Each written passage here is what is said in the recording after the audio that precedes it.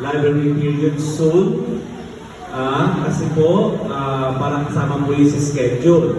Kaya yung every Wednesday po natin na last period, na talagang nilagay po namin doon, na meron pong activity period doon, supervised by their respective club moderators.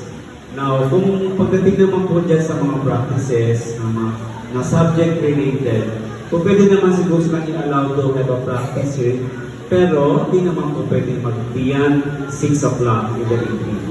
Siyempre, uuwiin po yung mga teachers, di ba? Sino magbabantay sa kanila? Once we have student here inside the classroom, inside the school premises, di po kami pwede umuwi.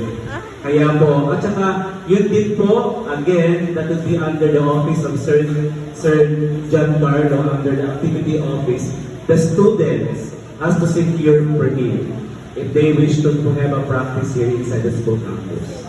So yung ganun lang po gagawin natin. For example, practice sila. So sinususulat, not the students, but the assigned teacher. Kung sino yung teacher na involved doon, halimbawa si Mape, dahil nagpa-practice siya, siya ang magre-request ay activity coordinator, approved by the school director principal. Am I clear, parents? Okay, so